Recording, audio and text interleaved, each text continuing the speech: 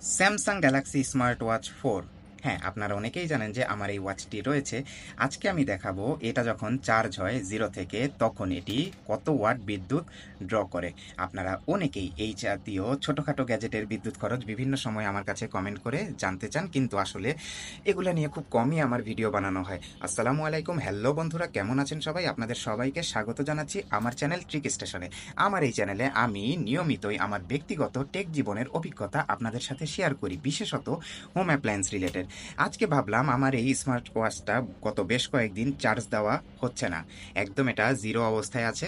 এখন আমি দেখাবো যে এটা যখন চার্জ হয় তখন সে কত ওয়াট বিদ্যুৎ খরচ করে।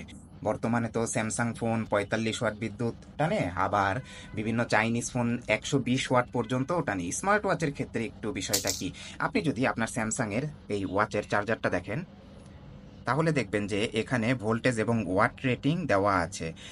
ডিসি ভোল্টের ক্ষেত্রে বা ডিসি কারেন্টের ক্ষেত্রে আপনি যদি ভোল্ট এবং অ্যাম্পিয়ারকে গুণ করেন তাহলেই কিন্তু ওয়াট পেয়ে যাওয়ার কথা। অর্থাৎ 5 ভোল্ট 1 অ্যাম্পিয়ার মানে হচ্ছে 5 ওয়াট। এই স্মার্ট ওয়াচটি সর্বোচ্চ 5 ওয়াট বিদ্যুৎ টানতে পারবে এই চার্জার থেকে, বা এই চার্জারটি সর্বোচ্চ 5 ওয়াট বিদ্যুৎ আউটপুট দিতে পারবে। এখন অ্যাজ ইউজুয়াল আমার পরীক্ষার জন্য রয়েছে ওয়াট মিটার, যেটা সম্পর্কে আপনারা অনেকেই বিভিন্ন সময় জানতে চান যে আমি এটা কোত্থেকে কিনেছি। আমি এটা কিনেছি আলি এক্সপ্রেস থেকে। এটা কারেন্টের লাইনের সাথে সংযুক্ত করা আছে। আমি আগে আমার স্মার্ট ওয়াচটি সেট করে নিচ্ছি।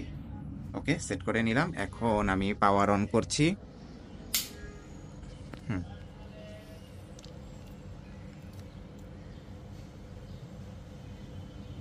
ওকে, হ্যাঁ, এই তো প্রথম পাওয়ার এসেছে। বেশ কিছুক্ষণ কিন্তু এরকম অবস্থাতেই থাকবে, কারণ এটার চার্জ যেহেতু একদম জিরো।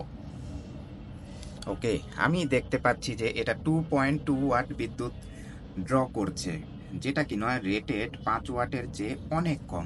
এখন কোম্পানিগুলা কিন্তু নিরাপত্তার স্বার্থে, যেহেতু এখানে অনেক ছোট ব্যাটারি এবং সার্কিট বোর্ড অনেক ছোট, সুতরাং প্রোটেকশন মেকানিজম এখানে ইনসার্ট করানোর মতো স্পেসও আসলে কোম্পানির জন্য কম। এ কারণে কোম্পানিগুলা সাধারণত রেটেড ওয়াটের চেয়েও কম বিদ্যুৎ ডিভাইসগুলাকে গ্রহণ করায়। আচ্ছা, যাই হোক, আমার ভিডিওটা কিন্তু আমি আর বেশি লম্বা করতে চাচ্ছি না, কারণ আমার উদ্দেশ্য ছিল এটাই দেখানো যে একটা স্মার্ট ওয়াচ আসলে কতটুকু বিদ্যুৎ খরচ করে। কারণ আপনাদের মধ্যে নানা ধরনের প্রশ্ন থাকতেই পারে, এটা কি 1 ওয়াট না 10 ওয়াট 20 ওয়াট, আমি কত ওয়াটের চার্জার দিয়ে চার্জ দিব। তার মানে দাঁড়াচ্ছে আপনার কাছে ন্যূনতম, আমি নিশ্চিত আপনার বাসায় যে চার্জারটি রয়েছে সবচেয়ে কম ক্যাপাসিটিটাও 10 ওয়াট হচ্ছে সেটার আউটপুট। তার মানে আপনি আপনার বাসায় থাকা যে কোনো চার্জার দিয়ে এটিকে চার্জ দিতে পারবেন। তবে হ্যাঁ, বেশি ওয়াটের চার্জার দিয়ে চার্জ না দেওয়াটাই উত্তম। বেশি ওয়াট মানে হচ্ছে 15 থেকে 18 ওয়াট ইজ ফাইন, কিন্তু 25, 45, 65 না ভাই, এসব চার্জার দিয়ে চার্জ দিতে যাবেন না এরকম জিনিস, তাহলে ক্ষতি হবার সম্ভাবনা থাকে। আমার চ্যানেলে কিন্তু মোবাইল ফোন চার্জ হতে কি পরিমাণ বিদ্যুৎ খরচ হয়, পাওয়ার ব্যাংক চার্জ হতে কি পরিমাণ বিদ্যুৎ খরচ হয়, সে জাতীয় সব ধরনের ভিডিও রয়েছে। আপনারা চাইলেই এখন যে প্লে লিস্টটি দেখতে পাচ্ছেন সেখানে ক্লিক করে এসব ভিডিও দেখে নিতে পারেন।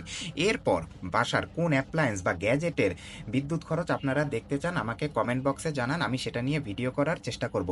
ভিডিওটি ভালো লেগে থাকলে অবশ্যই লাইক দিয়ে বন্ধুদের সাথে শেয়ার করবেন এবং আমার চ্যানেলটিকে সাবস্ক্রাইব করে নোটিফিকেশন বেল আইকনটি অন করে দিবেন। ধন্যবাদ।